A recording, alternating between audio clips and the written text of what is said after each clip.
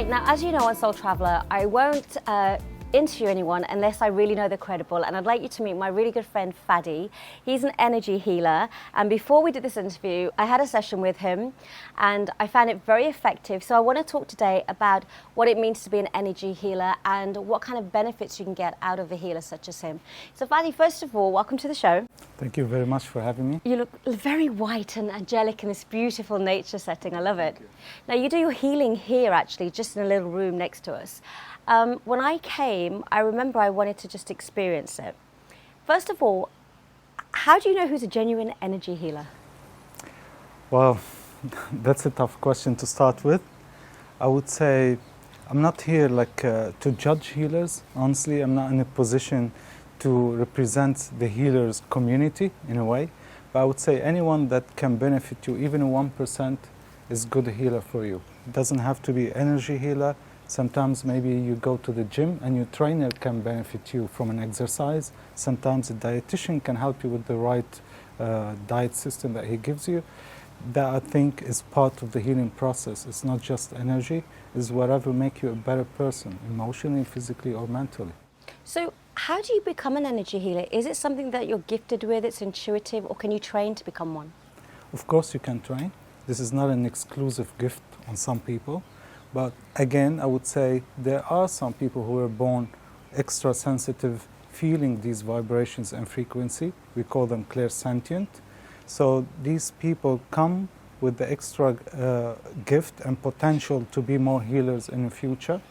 Like anyone, let's say an artist who comes with an extra gift of painting, dancing or playing music.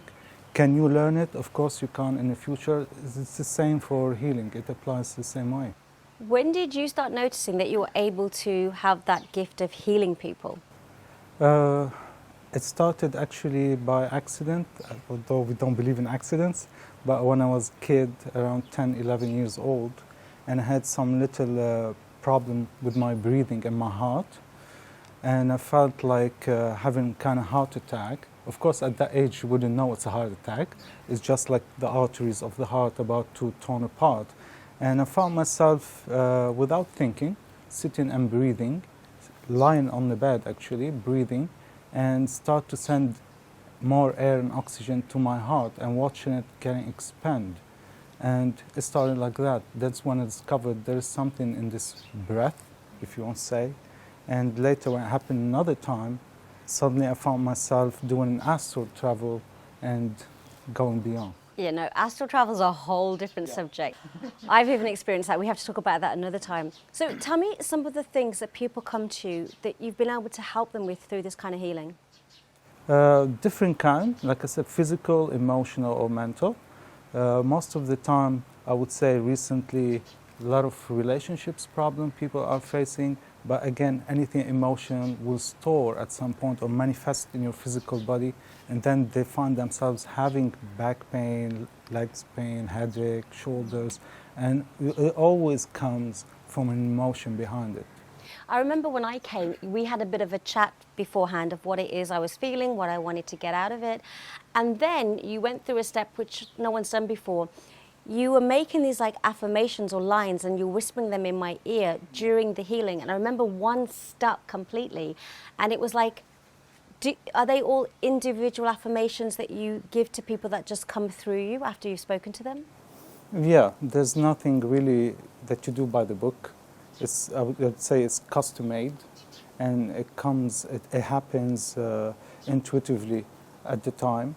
So when we question people, we dig deep with them.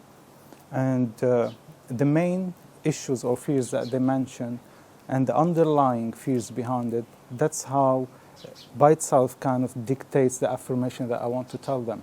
You know, when I grew up, there was no such thing as people healing traumas, or I feel like the past several years, that's all I hear. Is there something going on as a collective where there's a healing taking place on a mass level and people like you and in the wellness field are needed more?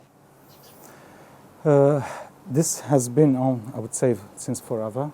But since people became more conscious and aware, I would say, about these topics, you start to find it all over in articles, over the net, and people start to look for it more. And yes, people start to, those who needs it, there's more of them, and those who found kind of field for them to specialize in, they found an opportunity to go and be healers after, or therapists. It doesn't have to be just energy healing, like I said, any kind of therapy. What is one of the most extreme changes you've seen after doing some healing on someone? Like, what was it that shifted in them? There's a saying in our healing world, we're not the ones who are doing the healing, you're the one who's doing it. We're just facilitating the process for you, tapping on the right buttons, but you have to be ready. So when people are ready, they really shift.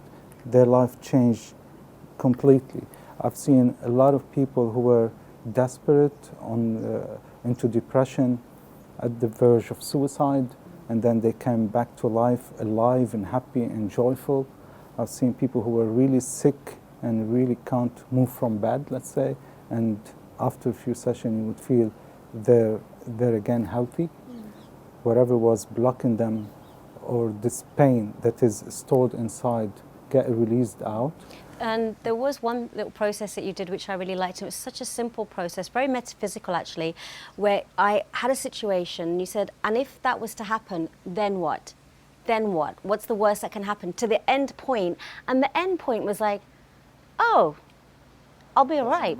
It doesn't matter, yeah. When you break everything down, it just, in the end, it was very simple. I won't say what it was, but it was like, oh, if that does happen, that's actually not too bad. I'll be fine. Yeah. So I like the way you broke it down into simple terms. And there's two ways by doing that process. You can ask people what's the worst can happen and what's the worst till you go to the bottom. And sometimes you have to flip that in reverse and say what's the best can happen, because you can't leave them down, and you have to raise the vibration again and let them visualize what's the best can happen if you go into, let's say, lost your job. Yeah. And they most often would say, I have to maybe leave the country. What's the best can happen if you leave the country? I'll be back home, and then with parents, maybe I'll be happier. And you start to raise their vibration bit by bit till they reach this ultimate happiness that they were actually looking for, not knowing that what seems to be now a problem is actually a blessing in disguise.